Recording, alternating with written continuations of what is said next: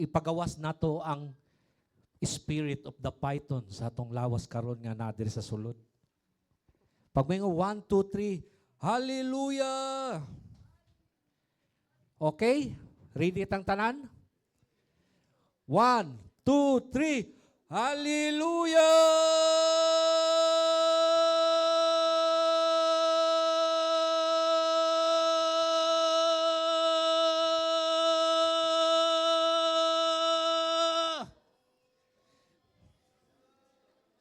Ang ingon nila, ang dugay daw makuhaan mo, nawala ang python sa tong lawas. Pagitanaw sa itong mga katapad kong napabay mga python, gamit na lang tawag bitin, no? Nabay bitin sa itong mga katapad diri sulod. Kay karong panahuna, ato ni silang tanggalon sa tuwang huna-huna o sa tong kasing-kasing. Kay ang python mo kanay mo supukit sa tuwang adlaw-adlaw nga ginabuhat. Pwede na tamang lingkod. Let's ipag-pray ko kayo. Diyos Ama na makapangyarihan, ipinahayag namin ang aming tagumpay sa espiritu ng python sa pamamagitan ng dugo mo, Panginoong Hesus. Tanggalin namin ang masamang espiritu ng ahas sa aming buhay. Inilabas namin ang aming sarili mula sa kalukuhan at sinumpa ang bawat ugat ng kahinaan na nag-uugnay dito. Inihiling namin ang apoy ng Espiritu Santo na sirain ito. Tanggapin namin ang buhay sa kasaganaan at isumpa ang bawat sakit o pagsisisi. Ipapahayag namin na malaya kami at ipalaya sa pangalan ni Jesucristo. Amen.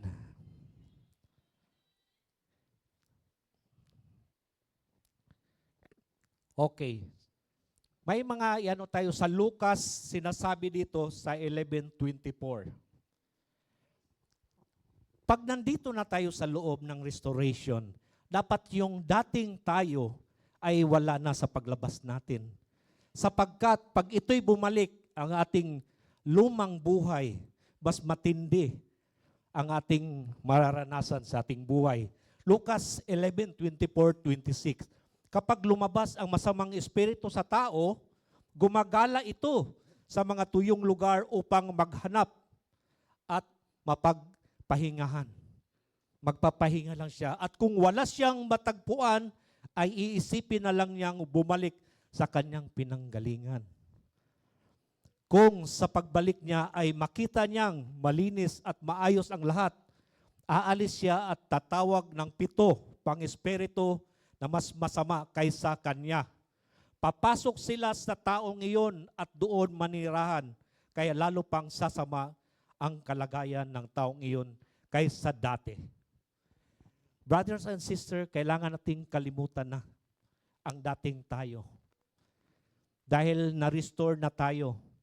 Sa ating paglabas dito, kailangan ang ating buhay ay wala na yung puso natin na nagnanais paminsan-minsan na para tayong ahas nga mo supukit, no? Ginadaot na to atong mga kaugalingong mga kauban.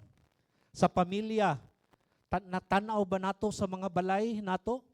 Kung naapabay bitin nga mo supukit sa ato ang mga nganong bisag unsaon na tog paningkamot, moadto gihapon jud ta sa kalisod. Tungod kay naapatay wala nagawa sa atong espiritu. Mo tong ibig sabihin ng spirit of the python. Palamian lang ta. Tagaan lang tagmaayo nga panginabuhi. Pero kung wala ang kinabuhi ni Jesucristo sa atong kinabuhi, lipay lang atong nakuan, pero the time na mawala to maglisod ta. Mao na nga maadto ta sa mga butang nga dili gusto sa Ginoo sa toa. Naigingon sa ako ang mentor na si Pastor C nga imposible ang isda nga parat mabuhi sa isda nga tabang. Dili pwede nimo dalo ng isda nga parat gikan sa dagat, buhion nimo sa tabang. Ang iyang illustrate, kung ikaw nabuhi na didto, ayon na pagbalik kung asa ka. Kay tungod humana ang imuang panginabuhi nga kalisod. Kay sa kinabuhi ni Jesus Christ ang atong kinabuhi na nata sa maayo. Dili na nato siya balikan. Motong giingon bitaw nga kung makasala ta, mangayo tagpasaylo. Pareha na sa ako sa isa ka trabaho. Kani magtrabaho ta, natay mga negosyo uban nga bilang Christian is dili siya ugma sa imuhang gusto nga mahitabo. Pero nagtrabaho ka, just do your job. Marag ang ginupod, gibuhat lang po niya ang iyang trabaho para sa imuha kay ni salig man kasaya ha, wag salig po siya sa imuha. Katulad sa diri sa Apubyo na casino. So isa ko ka Christian, makakita ko kwarta, nagasugal. So I'm just doing my job. Kung ikaw, isda ka sa parat, dito na jud ka mabuhi sa parat. Mao na jud tong imuha. Bisa pag unsay mo makita, natay bar, pwede mag-inom, pero di na jud ta madala tungod kay nadawat na to ang Ginoo sa atong kinabuhi. Ang pangalang Jesus Christ, mao kana ang gitawag nga pagbag-o nato. Nisulod siya sa atong kinabuhi, ato siyang gipasulod mo na nga atong kinabuhi karon is maayo na. Kabalo na ta kung unsa ang sala. Ang atong unahuna nakabalo na. Mao na nga dili na ta basta-basta nga moadto pa sa maong mga sala. Sa mga illustration ganiha, unsa daw ang epekto sa maong bitin sa atong kinabuhi. Na kinilala rin ang python, espiritu na panlilinlang. Lilinlangin tayo ng isang malevolent pagkaroon ng pagpakita ng gawain nais ng kasamaan ng iba. So may mga ginabuhat nga ginapakita nako para nga makadala ko. Pareha na sa nahitabo sa Genesis 3 sa Adan and Eve, di ba? Gikuan jud niya, iyang giconvince niya nga para nga mukaon lang sa maong mansanas. Ito ay isang pagpapakita sa kapangyarihan ni Satanas na nilalarawan sa pamamagitan ng kanyang linlangin, manipulahin at sirain. Mo na ang iyang mga trabaho sa tuang kinabuhi, brothers and sisters. Kung nakaila na ta sa Ginoo, kaya pa ka siya mosulod sa tuwa? Kaya pa ka tagubon? Ito ay suriin natin kung paano umatake ang isang ahas na espiritual, mga sintomas at ang mga epekto nito sa atin. Ganiha, gikuan dito sa gawa, no? Katong nasalubong dito sa gawa 16:16, katong pinakaunang nga video, nga naay babae nga manguhula, nga gisunod-sunuran si Pablo, gisunod-sunuran sila, og niingon ang maong babae sa gawa 17, siya ay sumusunod kay Pablo at sa amin sumisigaw siya na sinabi, ang mga lalaking ito ay mga alipin sa kataas-asang Diyos. So nakaila sila. Mao na nga pwede nila nga i-manipulate. Mao na nga kung naatay mga nakauban nga maayo mo istorya, permita magpangita og reference. Kay wata kabalo nga tinuod ba jud nang ato ang ilahang ginahatag sa tuwa. Kay pwede talinlangon. Maraming araw na ginagawa niya na ganito, ngunit si Pablo ay nabagabag at humarap at sinabi sa Espiritu, inutos ko sa inyo sa pangalan ni Jesucristo. Yon ang ating word. In the name of Jesus Christ, palabasin ang ahas sa buhay natin. Always nating huwag kalimutan na si Jesus Christ ang ating lakas. Ang Panginoon, palagi yan sa ating buhay. Magtagumpay kaya ang python sa ating buhay? Paano? Matagumpay ang espiritu ng python para ma-prevent siya at hindi siya basta-basta makapasok sa atin. Number 1, makisali sa tamang kaaway. Anong ibig sabihin ng tamang kaaway? Ito ang mga mahirap manalo ang isang laban kapag hindi mo alam kung sino ang kalaban. Kailangan alamin natin. Kapag hindi mo pinag-aaralan ang mga pakana ng ahas at malinaw na makita kung sino ang iyong pinaglalaban, maaari mong ituon ang iyong mga pagsisikap sa tamang direksyon. Yun ang number 1 nating tandaan. Palagi nating palagi nating tingnan kung tama ba ang ating pinuntahan. Number 2, magkumpisal sa isang kaibigan. Hindi masama ang magsabi ng problema sa ating mga kaibigan. Mayroon tayong mga leaders, mayroon tayong mga pastor, pwede tayong mag-share, huwag tayong mahiya. Karamihan sa mga makabuluhang laban ay hindi maaaring manalo ng nag-iisa. Kung hindi mo kaya ikaw, maghanap ka ng kaibigan na mahalaga at magtiwala sa isang kaibigan na manalangin ng magkasama. Tandaan, mas mahusay ang mga marami ang magkasama. Para hindi tayo maligaw, mga kaibigan, brothers and sisters. Number 1, palagi tayong manalangin, particular kung hindi tayo maingat, maghanap natin ng sarili na nanalangin laban sa mga sintomas ng kaaway. Palagi nating tandaan yan, may mga sintomas ang kaaway. Manalangin laban sa diwa ng isang ahas. Hilingin palagi sa Diyos na bigyan ng lakas upang malampasan at banal na proteksyon laban sa pag-atake ng kaaway. Yan ang ating palaging iisipin para hindi makapasok sa ating buhay ang isang ahas. Kasi ang isang ahas, ito yung ginamit na noon. Hanggang ngayon, nandyan pa rin siya. Alam niyo ba kung sino ang gustong-gustong ay tuklawin ng ahas? Yung mga naging anak na ng Diyos. Kasi yung mga hindi anak ng Diyos, sa kanya yun, hindi niya kailangan ng ikumbinsi.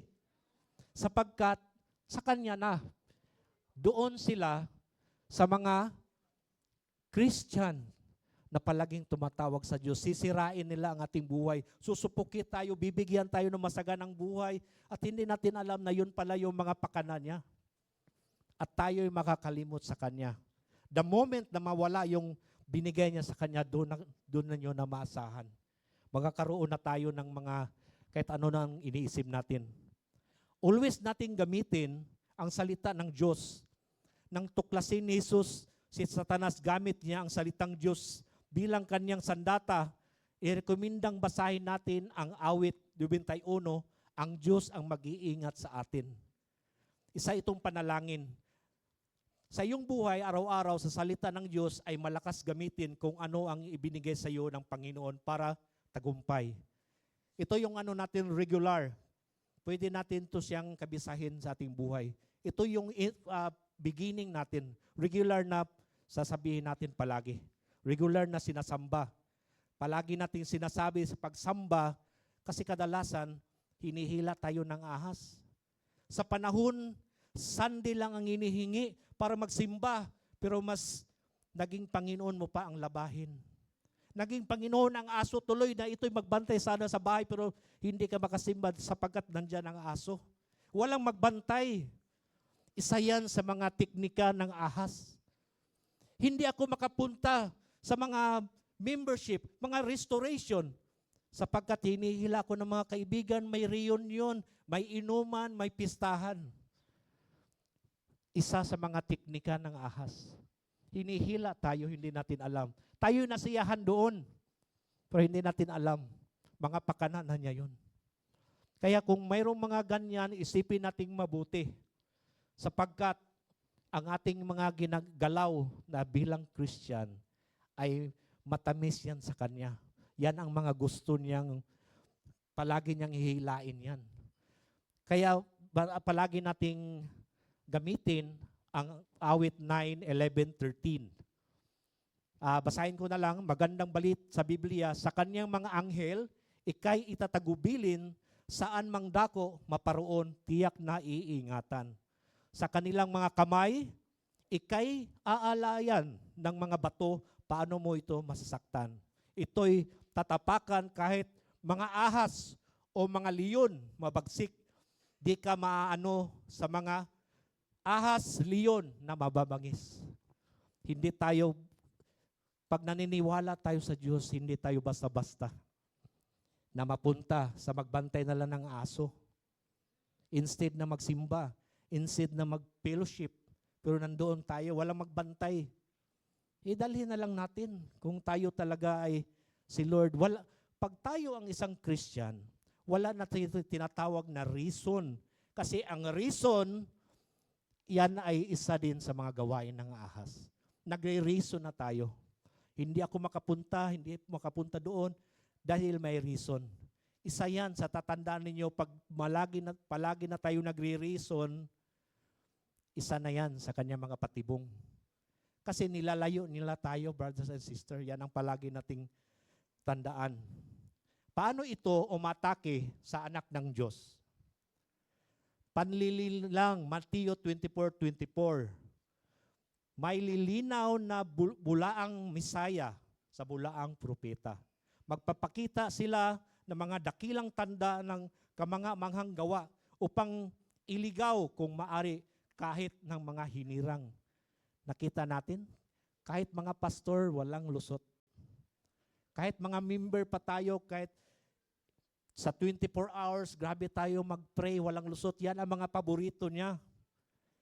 Dahil binabantayan niya, pag ikaw na lang mag-isa, sinisira niya ang ating isipan.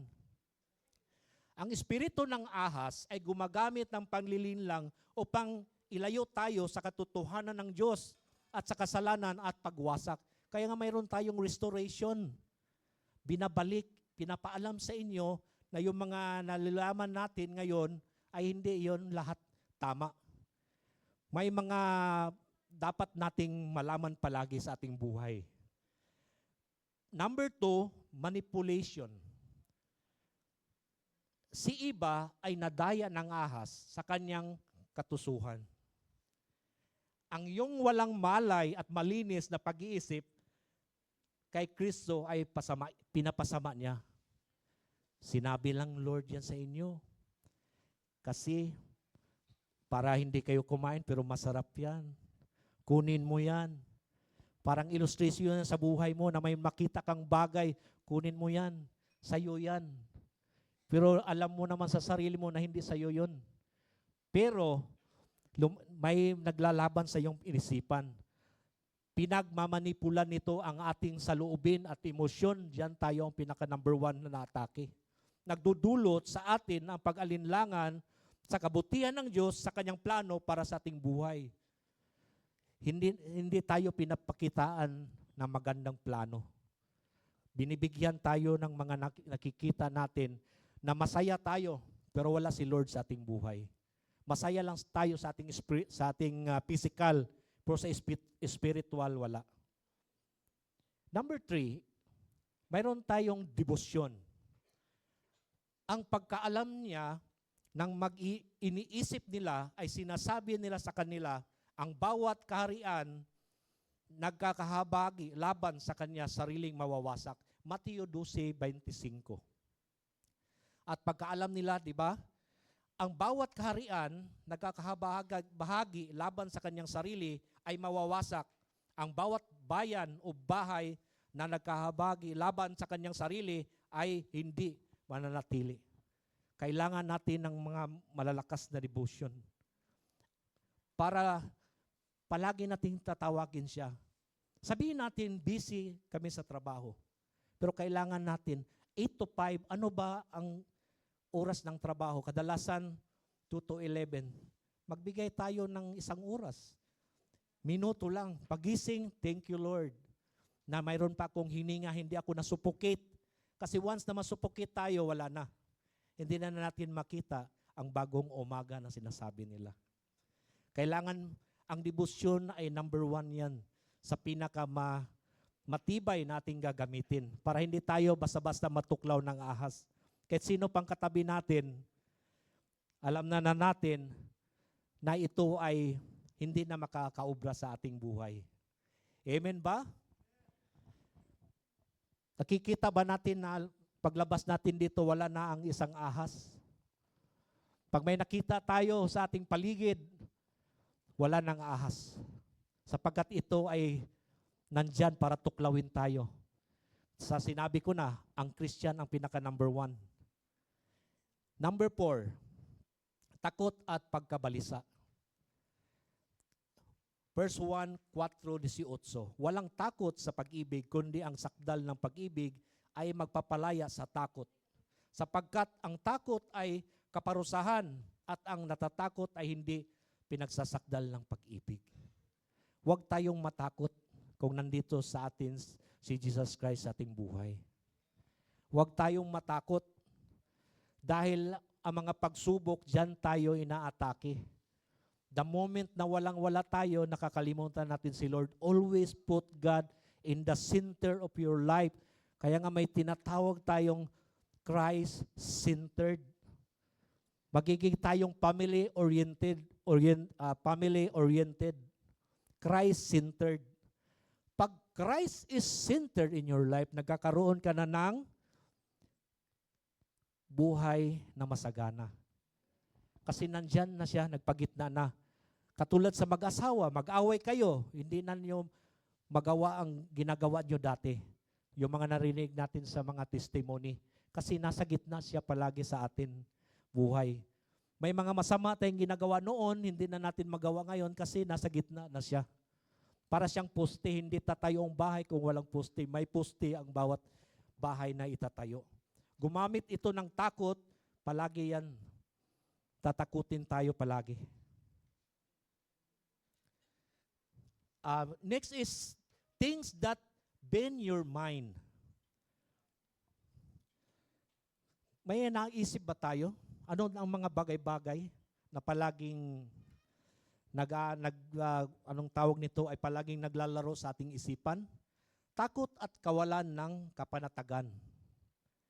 Dapat matatag tayo dahil anak na tayo ng Diyos ngayon. Mga pattern yan na negatibo palagi sa ating iniisip. Pag nasa si Lord sa ating buhay, wala na tayong negative. Wala nang overthink. Wag na tayong magpalaging nag-iisip pa ng malalim. Next is bend. To tie something or someone to prevent escape or movement upang itali ang isang bagay o may makapigil pagtakas o paggalaw. So, nakatali tayo. Kailangan nating lumabas kung saan tayo nakatali. Kailangan nating isipin palagi, i-train natin ang ating buhay na wag na tayong matali pa kung saan kung saan tayo nanggaling before. Dahil nandito na tayo, diretso na tayo sa ganitong pag-iisip. So next is mind. Ang mind is number 1 ito kasi ito yung bahagi ng isang tao na nagbibigay daan maging malaya, mag-isip o madama. So tayo ang mag-evaluate sa ating sarili. Kailangan ko bang malaya dito? Kailangan ba akong mag-isip? Kailangan ba kung mapil ang mga ganito? Tayo palagi, nasa atin. Pag mayroon tayong gawain na hindi natin basta-basta naisip at hindi natin magawa, palagi nating titingnan kaagad, magbasa po tayo ng Bible. Ang Bible is the manual of life. Nandyan lahat sinasabi na, kung may nangyayari ngayon, nakasulat na yan. 1,600 years ago ang nangyayari. Nabalik lang yan ngayon. Yan ang guide natin. Kaya nga sinasabi magbasa ng Bible, parang sasakyan. Pag sumakay ka diretso, hindi mo alam kung paano gamitin, masisira ka agad. Pero pag tiningnan mo ang manual isa-isa, ang sasakyan mo ay kondisyon. Kahit 10 years pa yan, 15 years, 20 years, kondisyon pa rin yan. Parang pagkain. Pag hindi natin alam ang ating kinakain, masisira talaga ang katawan na ginawa ni Jesus Christ sa atin. Kasi tinuruan tayo na kumain lang ng tama sa iyong kalusugan. Hindi sobra-sobra. Kasi kung nasubrahan, anong mangyayari? Nasisira ang ating buhay. Yan palagi. The greatest battlefield sa ating buhay, Pilipos 4:8. Tapusan, mga kapatid, anumang bagay na katotohanan, anumang bagay na kagalang-galang, anumang bagay na matuwid, anumang bagay na malinis, anumang bagay na kaibig-ibig, anumang bagay na mabuti ulat, kung may anong kagalingan at kung may anumang kapurihan, ay isipin ninyo ang mga bagay na ito. Always natin iisipin. Tinuturo na sa atin kung ano yung mga bagay na tama. Alam naman siguro natin, bakit may tama at mali? Bakit may true or false? Bakit may mathematics nung tayo maliit pa? Sapagkat nung bata pa tayo, tinuruan na tayo how to solve problem with God. Pag hindi mo alam ang mathematics sa Panginoon, 1 plus 1 maging 11 yan. Pero pag alam mo, 2 ang answer. Kasi alam mo kung ano ang iyong ginagamit. Yan ang battlefield palagi sa ating isipan. John verse 15, nagliliwanag sa kadiliman ng ilaw. Yan na tayo ngayon. At hindi ito nagapi kailanman ng kadiliman. Katulad sa mga video natin nakikita, di ba? Akala nila maliwanag, pero anong nangyari sa kanila? Napunta sila sa kadiliman. At yun ang mga gustong-gusto ng ating kaaway. Roma 6:11. Kaya dapat ninyong ituring ang iyong sarili bilang patay na sa kasalanan.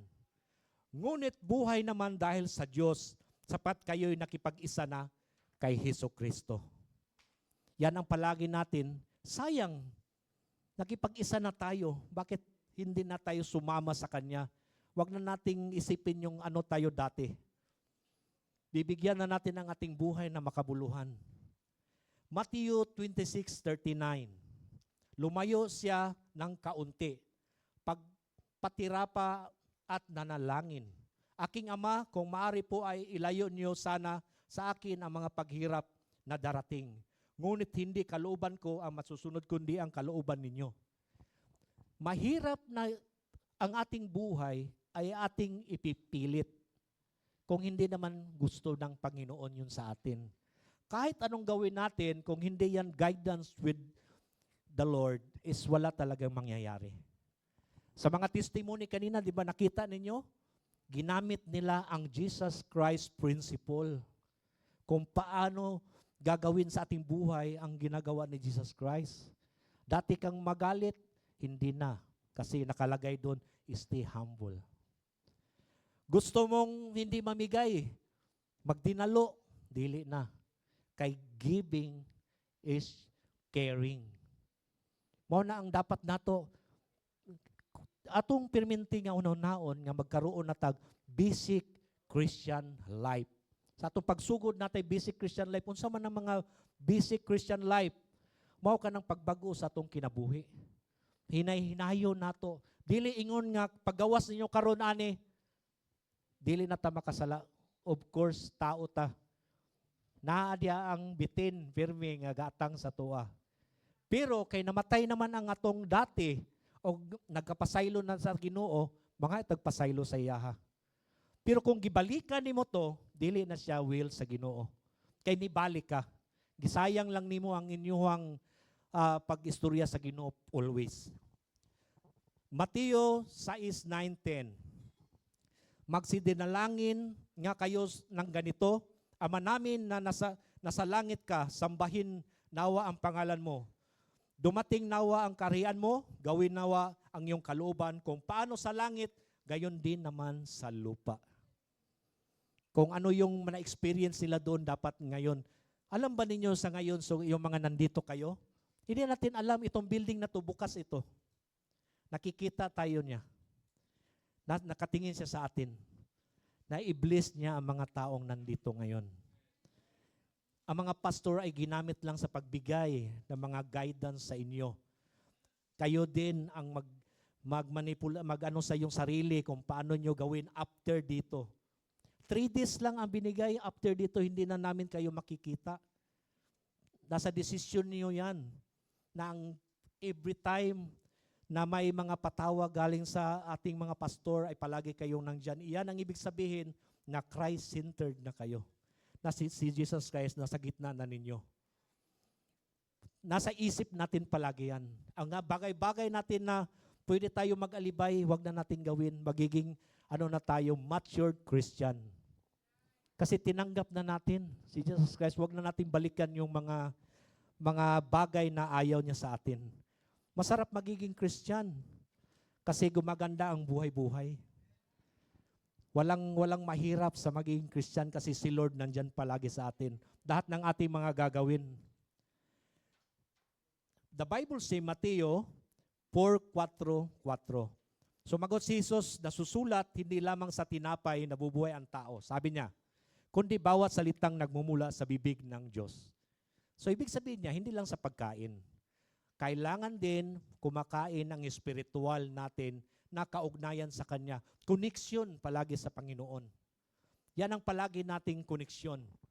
Dahil di ba sa tao, hindi tayo makapunta sa mga tao na mga mataas sa atin kung walang koneksyon. Nakuha nyo ba? Presidente, kaya nyong kausapin niya ng diretso? Hindi. Kasi kailangan mo muna ng koneksyon. Kailangan mo munang may kakilala ka. Dahil kay Jesus Christ, kailangan siya muna ang ating ikukonek sa ating sarili. Paano natin mabago ang ating buhay kung wala siya? Kailangan connect with God palagi sa ating buhay. The Bible say, Juan 14:15, kung iibig niyo ako, sabi niya, tutuparin ninyo ang aking mga tinuturo. Kung may narinig na kayo at mayroon na kayong nalaman sa Bible, ituro na ninyo sa inyong mga kasamahan. Yung mga hindi pa nila alam ang katotohanan. Ako dati, tamad ako sa mga ganito. Hindi ako marunong magturo. Iba yung tinuturo ko about work. Pero maganda pala pag ginagamitan mo ng Jesus Christ principle. Ang mga tinuturo mo sa trabaho, ituturo mo rin sa mga empleyado sapagkat wala nang nakawan na mangyayari sa trabaho. Hindi na nanakaw ng oras. Palaging busy ang iyong mga empleyado sapagkat nandyan si Jesus Christ sa kanila. Kahit wala ako, nakikita nila, Lord, hoy ikaw, magtrabaho ka. Kahit wala ako, kasi kung empleyado ka, ang boss mo lang ang binabantayan mo. Katulad ng boss ko, isang pastor. So pwede ako magtago-tago lang kasi wala siya. Pero since na-centered Jesus Christ in my life, nagtatrabaho ko kahit hindi siya nakatingin sa akin.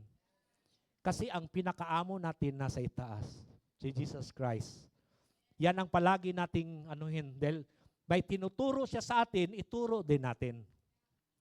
Dalangin ko, Ama, upang ako'y bigyan niya ng isa pang tagapagtanggol na magiging kasama ninyo, magpakailanman. Siya ang espiritu ng katotohanan. Remember, espiritu ng katotohanan. Maraming espiritu na hindi totoo.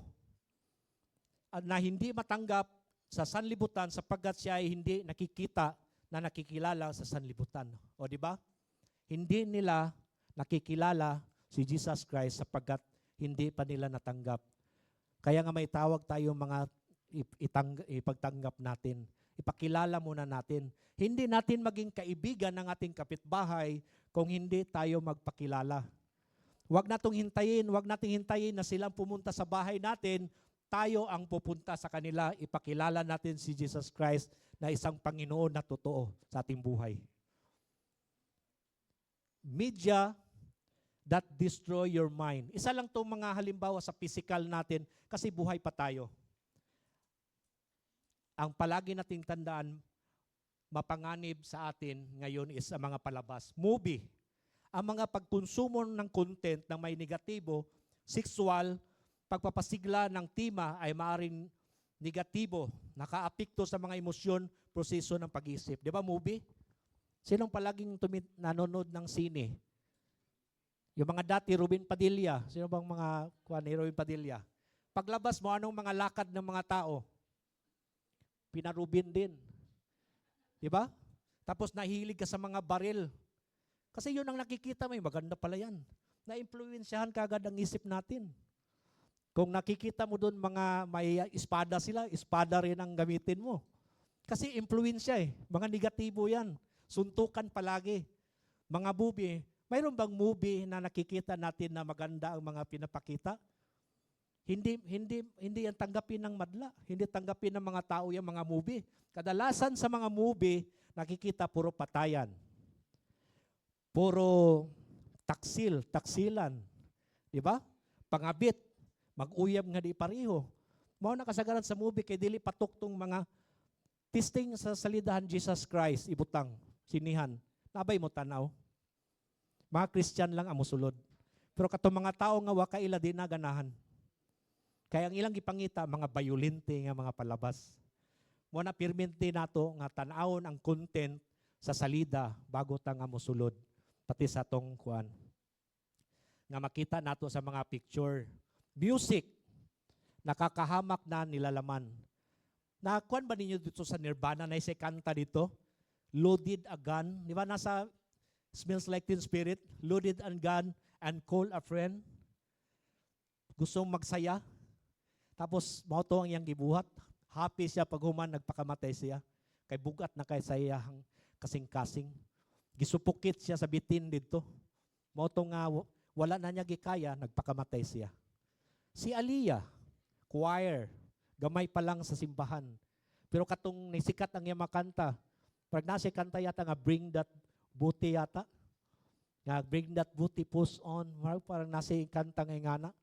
So mao po to nakapahamak no, kay ang awit manggod, maragunag sa kaning ministry.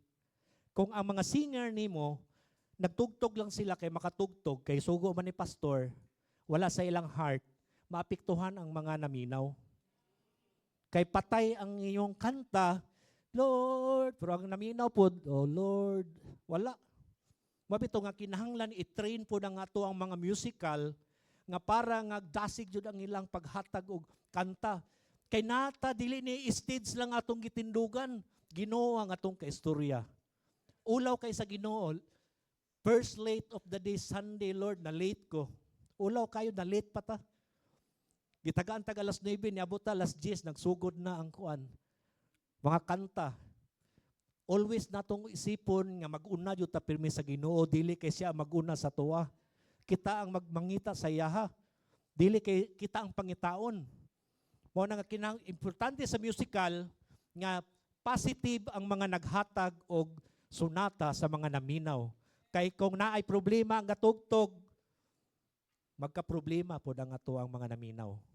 Mao na siyang negatibo sa music. Number 1 na siya. Importante ang music. Kay ang music, di ba, pag nakadungog taglami kay music, maglami itulog. Kay nagahatag siya sa tuwag rhythm, emotional sa tong mind o sa heart ang target sa music. Pero kung rock gani, kung sa may naana, so mabutang po ta dito sa mga pratong ganiha, di ba? Ang kanta nila na ay marijuana. So, marijuana po. Chuy-chuy, ang ato ang kuan, gwapo kay ni, kako niagi kuana, kay di banda po ko sa una. Naamo kay katong ako ang kuan, na nag-send sa kuha og katong nag-rock and roll mi sa una, di lang ma-download, i-sound tan ako to. So, sa sunod na lang, ako tatong i-appeal ani, kay sakto dito sa muhang mga rakrakan sa una. Nga pag after pack, inuman, uli karon hubog, mata hubog, tanan perminti hubog, music. Grabe music, oh. Live. O nga number 1, paminaw na to ang lyrics. Ayaw mo kaulaw nga i-sounds ninyo ng mga Christian song. Kay Christian na rabata. Dili ta dapat maulaw. Di ba? Dili na ta maulaw nga magsakasaka ang atong kamot kay ang uban nagakuan. Nahanap po niya sila sakasaka sa kamot. Dili na ta maulaw kay Christian na ta. Kung unsa tong music, ato jud ang ipakusog nga makadungog sila. Nga wala nato gikaulaw ang Ginoo sa tong kinabuhi. Isa na sa music nga madungog nila, Jesus Christ is the King and the only one Lord nato sa tong kinabuhi. Isulod si Jesus Christ. Mo na pirmi nato nga ato ang hunahon. Internet. Ang internet is tao ang nagapalihok. Ang platform nga internet, mao na siya ang gidesign lang unta nga para nga dali ang ato ang communication. Pero kay naa may mga bitin sa palibot, gigamit na po nila sa binuang. Di ba? Sindan ka og mga pornography sa imong cellphone tungod sa internet. Di ba may nahitabo sa laing nasod, nagkagubot ang mga tao kay giputol ang mga internet. Gitanggal ang mga apps. So grabe no? Grabe ang kwan sa mga tao. Pag walaon din lisod na jud diya mga tao. Pero kung naang Ginoo ato, okay ra to sila. Like sa gisulti ni Pastor Wendell, dili na kinahanglan nga mag-like ang imong mga silingan. Like sa Ginoo ang atong kinahanglan sa atong kinabuhi. Ni-like si Ginoo ni Lord sa pag-angat sa imong kinabuhi, okay na sa imuha. Di nato kinahanglan ng uban nga mo appreciate sa atong mga ginabuhat. Kung dili sila gusto sa atong ginabuhat, pasagdi lang moabot ang time, maganahan na sila. Sabas ako ang mga kaubad sa una. Pirmi ko nila gina-invite, kaya ako'y nagagasto sa inom. Karon dili na ko nila gina-invite. Kaya nakuyawan na sila, maulaw na sila. Ayaw na kay missionary pastor ba na. Karon lahi na. Kung kano sa mga nangapiang, di pa ko nyo gitawag, labon sa una bitaw. Nagkasakit mo ako nyo gitawag, nalahi na nga mo ang barkada karon. Ang uban, wala na ako nadala tungod sa financial. Kaya ako mga barkada, dili sila mga kuan. Ako ang mga naga-sustain sa ila. Kaya kung wala na ako na ila ng Ginoo, dili man ako to tabangan. Butabang man ko, di man na ako ni kadugo. Diba? So, ang atong gibuhat kay Jesus Christ centered na, helpful na atong kinabuhi. Maupod sa gitabang sa Ginoo, naibuta, gipakita, naipilay, gipalakaw. Ingana ang atong mindset dapat sa Jesus Christ principle. Nga kung kaya nato nga mutabang ta wala nay dagang istorya. Kuot kag 5 hatag bahala to unsaon niya. Ang importante nitabang kasaya. Mao na sa internet nga mao na ato ang perminti nato nga bantayan. Radyo. Di ba daghan kayo sa radyo? Nga atong mga platform nga radyo, daghan kay tag madungog diha nga mga tag-unsa na lang. Pwede na to ibalhin. Nasa to ang decision always ha, mind and heart. Pagkakuan, maraglahi naman So kay nagitawag sila, naman ko na gitawag ang mga internet movie, kanang gitawag nila doom scrolling. Sikag scroll ba, marag real. Sikag ana lang, ana. Maagian nimo tong mga kuan, wala mo di kuan di sa kuan panagsara jud kayo ang di ba na algorithm pag nakuha nimo tingal ka nganong ingani man tanan ingana pod ang atong kinabuhi pag nanata sa Ginoo puro na pod Ginoo ang atoang direksyon nanata kay Lord kay siya na ang guidance nato wala di problema pag nasya sa atong kinabuhi pirmi mo na pirmi nato hunaw-naon mao ra gyapon ang atong kinabuhi mara po nagradyo mo kanaas ba pero mo gwapo gyapon pag-abot sa unahan. Wagi jud tag kanaas. Kakuan mo kanaas. Maraglaw mo siguro akong Bisaya siguro. Kana mo karat bitaw. Mo karat ang ato ang kinabuhi. Para na siya gradyo. Kay nangita nag-scroll ka doom scrolling. Sikag pangita. Mao po niya ang Ginoo. Sa una nakitaan ba ninyo siya? Wala. Kay dili wala ta karon diri kung nakita na nato. Nahimo na mo og mga spiritual guide. Pasabot nakita na nilang Ginoo. Kay nakitan man nilang Ginoo, nakitan bud mo, nga ipaila-ila sa Ginoo. Mara po nagradyo. Nailhan nimo nga diri radyo ko ani nga estasyon. Kay kani nga estasyon nakatabang sa kuha. Ingana ang atong kinabuhi. Mara po ta og radyo no. Newspaper, so perminti man nato na, perminti ta sa daghan kay atong mga negatibo nga makuan sa newspaper. Na mga contents negatibo. So mao to ang atong mga perminti nato ikuan sa atong kinabuhi nga ayaw jud mo kalimot sa Ginoo. Kung unsa man ang mga gisulti sa inyong pastor, mga leader ato jud ning pagasundon kay sila ang mga gitagaan og kanang gitagaan og kuan sa Ginoo nga kaning mga tawhana ihaning gipanggamit. Ayaw mo kalain. Perminti nato na siya nga isipon nga kaning mga tawhana duol ni sa Ginoo og gusto po ko maduol sa Ginoo. Og tayo magampo. Amang Diyos sa pangalan ni Hesukristo, nagpapasalamat kami sa iyo na ang dugo ni Hesukristo ay naglilinis sa aming mga kasalanan. Salamat sa iyo na itinubos mo kami mula sa pag-alipin ng kasalanan. Salamat sa pagligtas mo sa amin sa araw na ito at magpapatawad sa aming kasalanan, Jesus. Isuko namin sa iyo, Amang Jesus, ang aming espiritu upang maging malaya sa bawat kasalanan. Ang pagsunod lamang sa mga utos ng Panginoong Jesus ay nagpapakita sa amin sa iyong espiritu. Diyos Ama, ang espiritu ng ahas ay isang tunay na kasalukuyang mapanganib na naghahangad na sirain ang aming buhay at ang aming pagkikipag-ugnayan sa iyo, Diyos Ama. Gayunpaman sa papamagitan ng pagkilala sa mga pag-atake nito, paghahanap ng katotohanan, pagpakukumbaba sa aming sarili at paghahanap ng paglaya, maari kaming magtagumpay sa impluwensya nito at mabuhay ng isang matagumpay sa buhay ni Jesucristo. Naway pagpalain kami at mapanatili, naway lumiwanag ang aming buhay ngayon at magpakailanman sa ngalan ni Jesus. Amen.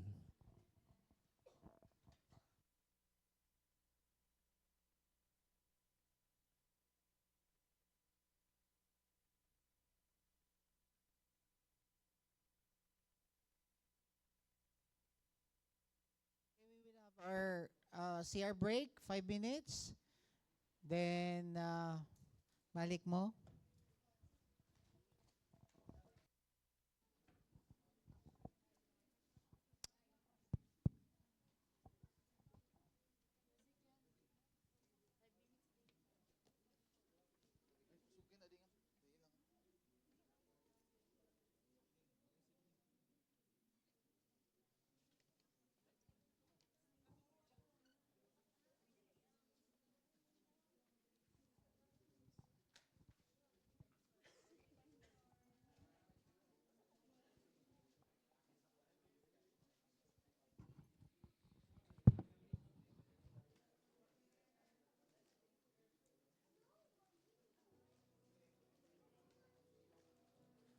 Lord bless you and keep you.